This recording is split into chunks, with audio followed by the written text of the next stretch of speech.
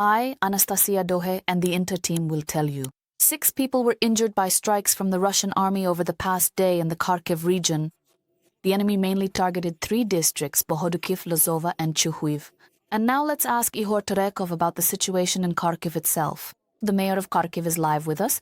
Mr. Ihor, greetings to you. Good morning, everyone. I hope you are well. Please tell us, what is the situation in Kharkiv at this moment, this morning? Is it calm? Well, it's more or less calm. Indeed, the night in Kharkiv also passed more or less calmly. There was no shelling, but the threat is always there. The threat remains because we understand that the enemy is insidious and can strike the city of Kharkiv at any moment. And that's why we need to be very careful to listen and not ignore the air raid alerts when they sound. Earlier, you calculated very precisely that in November, Russia attacked Kharkiv almost 50 times. If you compare it to previous months, has the number of shellings in your observation increased or, on the contrary, decreased? So what trend in Russian army attacks on Kharkiv are you observing? To be more precise, Kharkiv was shelled 47 times last month. And to say that there is a certain trend, there isn't, because each month is not the same as the previous one. Sometimes it's relatively calm, and sometimes it's very tense with a lot of shelling. And so once again, I want to remind you that our enemy has no logic whatsoever. He attacks with shaheeds, attacks with glide bombs, and with other weapons as well, targeting the city of Kharkiv. So once again, I want to address the residents of Kharkiv who are in the city to be extremely careful and pay close attention to air raid alerts. Mr. Ihor, now I have some practical, utility-related questions. We know that as a result of the recent attacks, water in Kharkiv was being supplied according to a schedule with different timetables. What is the situation now? Do all Kharkiv residents now have water?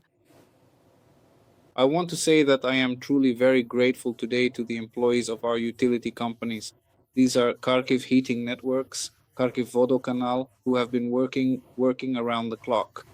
And the energy workers have also joined them. I am very grateful to them because today we managed to restore the water supply to the city of Kharkiv. The situation is very, very tense. And regrettably, the essential equipment was very heavily damaged, and these were clearly targeted attacks on the vital cities from which we typically draw our precious water, from which the significant city of Kharkiv specifically gets its primary water supply. Consequently, there were certain predetermined schedules for the crucial water supply. But today, water is being supplied in full to all homes in Kharkiv. Another very urgent utility issue is electricity. What is the situation with electricity in Kharkiv? It is known that Russia is deliberately targeting energy facilities, especially in border areas, trying to plunge Ukrainians into darkness. Are there emergency power outage schedules in Kharkiv or only planned ones? How long has this been going on? That's up to Kharkiv Oblenergo and Ukrenergo. Yes, there really are outage schedules.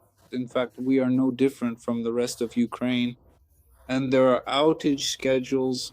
Kharkiv Oblenergo tries to stick to these schedules, but things happen. Sometimes there are emergency outages, but we fully understand that the enemy has now set out to destroy all our power generation. And we've already been through several blackouts, I want to say. And it really is very important to restore power supply in a timely manner because so much truly depends on energy supply. Mr. Ihor, could you please tell us how Kharkiv businesses are operating under these conditions? We know that due to power outages and constant shelling, quite a few entrepreneurs simply can't make it. It's easier for them to close down or relocate to safer regions. In your opinion, what is the trend in Kharkiv? I am truly very grateful today to our entrepreneurs who, despite constant shelling, blackouts, and power supply disruptions, still find the courage and strength not to leave the city of Kharkiv. On the contrary, they keep working. Yes, I fully understand how difficult it is to work today, but nevertheless, businesses are hardly leaving. Yes, since the beginning of the war, we have had almost 200 enterprises that have relocated to other regions of Ukraine. I fully understand, but I also want to say that today in Kharkiv, 127,000 sole proprietors are operating, and that's very important. And despite everything, new coffee shops, hair salons, and stores are opening. Yes, this is small and medium business, but it's very important. It's very important that people don't leave the city of Kharkiv, that businesses stay and keep working. I am very grateful once again to our businesses that despite everything continue to operate.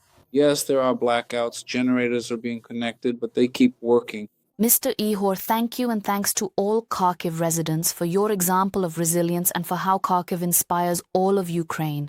Thank you. Thank you.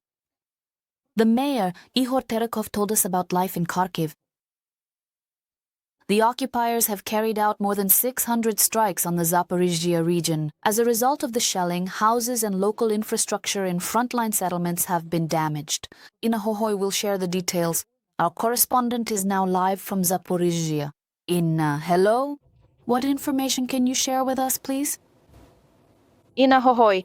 Anastasia, 20 settlements came under fire today, and for the most part, the Russians attacked with drones. There were nearly 400 drone attacks on frontline settlements. They also used artillery. And enemy aircraft were also very active today, targeting Vasilivka, Magdalinivka, Zaliznichne, Dobropilya, and Hulyapol. Nearly 30 airstrikes were carried out on these frontline settlements. And in fact, in the towns and villages that came under fire, homes and infrastructure were damaged. And today, 34 reports of destruction were recorded. There were no casualties during the past day, but in total, 24 people who were injured as a result of shelling in both the city and the region in previous days are still under medical supervision in Zaporizhzhia hospitals. And due to the intensified shelling in the frontline areas, the evacuation of people from settlements close to the front is currently ongoing. And over the course of a month, thanks to the joint efforts of the police, rescuers, and volunteers, 1,800 people have been evacuated. This work is ongoing. And the head of the regional military administration spoke in more detail about how the transit shelter, which is one of the first to accept displaced people, works. Please listen to his direct speech now. Oleg, our residents can receive all the necessary services in one place. And we also see that after they arrive at the transit center, within 5 or 20 days, we can provide temporary accommodation directly on the territory of the transit center and then transfer them to other temporary housing. There are also accommodations at the transit center specifically for people with limited mobility. Ina Hohoy. Well, most people who leave the frontline areas still prefer to stay either in Zaporizhzhia or in the nearby communities. And now about 200,000 displaced people live in the Zaporizhzhia region. This is the news I have as of now. Anastasia.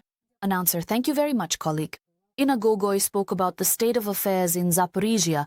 At night, the Odesa region again came under a massive attack by the Shahids. According to the head of the regional military administration, Ole Keeper, despite the active work of air defense, there was damage. An energy facility and an administrative building were affected. A fire broke out there. Rescuers extinguished the flames, but the attack caused power outages. Private homes were also damaged. No one was injured. A task force is working at the scene to eliminate the consequences. Critical infrastructure is temporarily operating on generators. 11 points of invincibility have been set up to assist the population.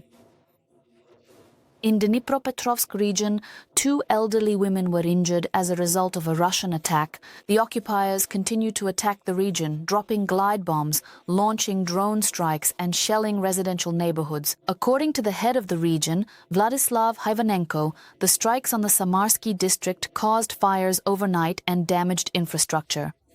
The enemy also struck the Mezhivska community and the Sinelnikivsky district. In Dnipro, 2 more people sought medical help after the Russian strike on December 1st. So in total, 45 people were injured as a result of the occupiers' attack. Today in Dnipro is a day of mourning for the victims. 4 residents of Dnipro became victims of the Russian attack. More about the consequences of yet another terrorist shelling of residential neighborhoods coming up. Announcer, unknown drones attacked the Akhmat base in Gurmes, Chechnya. Russian telegram channels are reporting this and posting footage allegedly showing a strike on the location of Kadyrov's troops. In addition, enemy social media pages are reporting a massive attack on Chuaps. At least 9 drones have been recorded flying over. The airport in Sochi has also been closed. Local residents have reported a strike on oil refining facilities. There are no official confirmations at this time. At the same time, the governor of the Oriol region announced an attack on an oil depot in the city of Livny and noted that firefighting efforts are ongoing there. The Russian oil tanker Mid-Volga II, which was traveling from Russia to Georgia, was attacked in the Black Sea. This is what Russian media claim. Turkey's maritime authority also reports that the vessel was attacked 80 miles from the Turkish coast. These are not the first incidents involving ships in the Black Sea transporting Russian oil.